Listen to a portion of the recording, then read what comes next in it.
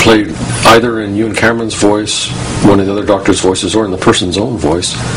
They play these tape loops literally tens of thousands of times, over and over and over and over, delivering whatever message it was they wanted the person to believe.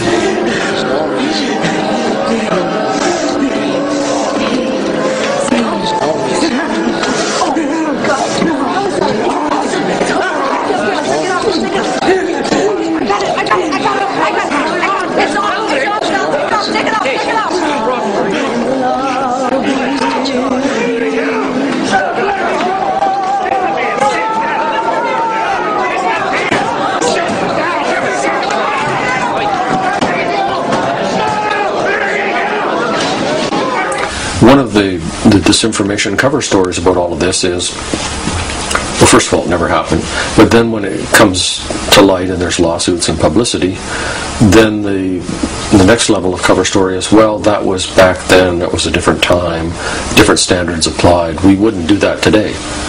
But actually, in fact, all the ethical standards of 2010 applied absolutely at the end of the Second World War and applied back in ancient Rome and Greece. They were clearly unethical, immoral, destructive, unprofessional, harmful to the brains and to the lives of the subjects. In some of the experiments, not the ones at McGill, but other ones, as reported by the doctors in papers in psychiatric journals, in some of the experiments, people died. In other experiments, they went psychotic. They were then treated with shock therapy. So long-lasting psychotic reactions, worsening of symptoms, creation of new symptoms, and in some cases death, are described by the doctors in their own papers where they're discussing the research. But during the Cold War, and this is up until the early 70s when the documentation stops and everything is classified, there was extensive, systematic, pervasive, structured contracting by the leading figures of psychiatry and the leading medical schools with the CIA at the top secret clearance level. The typical universities on the list would include Cornell, Harvard, Yale, Tulane, UCLA, University of Minnesota, Denver University, and so on. So it was not just some mad scientist in a basement somewhere. Therapeutically speaking, the experiments of the MK Ultra psychiatrists were a complete failure. Yet, they were useful in at least one respect. The manual is called Kubark. Dated 1963, it is a how-to guide compiled by the CIA for interrogating suspects. In other words, a torture manual.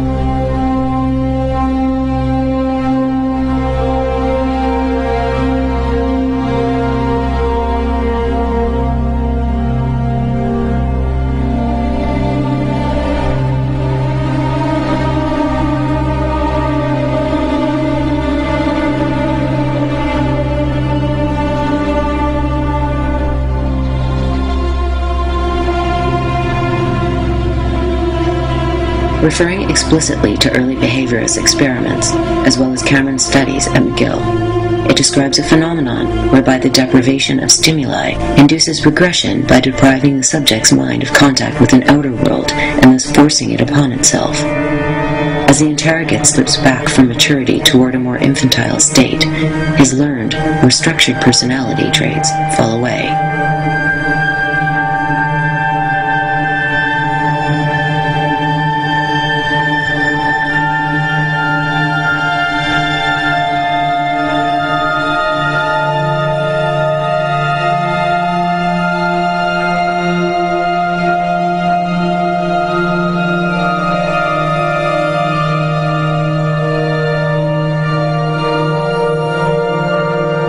Rather than red-hot pincers, iron maidens, and racks, the tools of choice would become distress position, sensory deprivation, and electroshock.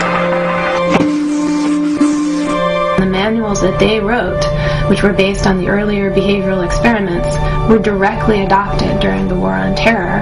What happened was during the 70s and 80s, these manuals had spread in Latin America and other places for use in counterinsurgency movements, and these techniques had never really gone out of favor. So if you look at Guantanamo Bay, as of 5 years into the war, there had been 10 to 20,000 interrogations that took place there. So it's, you hear about the extreme interrogations, but what was really going on was a kind of routinization of the process of interrogating people and creating these environments in which they never knew if it was day or night, if it was going to be cold or hot, if they would be subjected to loud music or terrible babies crying or Sesame Street, or that there was a completely unpredictable environment that created an atmosphere of stability, dread, and dependency. And that also is linked to the importing of people called behavioral science consultants, or biscuits, who were often anthropologists or psychologists who would come and kind of oversee and monitor these interrogations. Many decades later, the U.S. government's mind control projects retain an aura of mystery. Former CIA Director Richard Helms claims to have shredded most of the remaining documentation. Yet Miles Copeland, a former CIA officer, claims the congressional subcommittee which went into this got only the barest glimpse of the U.S. government's attempt to control the human mind. Whatever the case, exotic mind control techniques would not be required for the ultimate goal of controlling the opinions and behavior of the American public. The answer would come in the form of a small, flickering box. The behaviorist Ivan Pavlov was the first scientist to explain why moving images are so attractive to human beings. We instinctively react to any sudden or novel visual stimuli because of our biological orienting system. In evolutionary terms, this was and is necessary both for exploration of our environment and for defense against potential predators.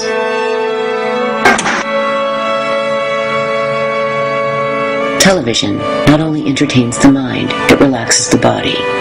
This has been confirmed by EEG readings of viewers' brainwaves as they watch television programs and advertising.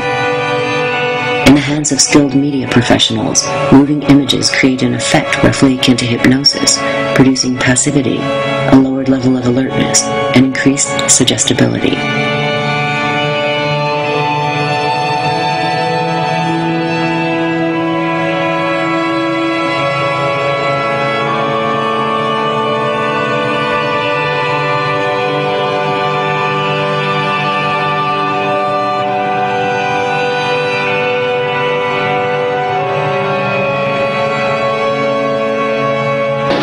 Some will get through to your home.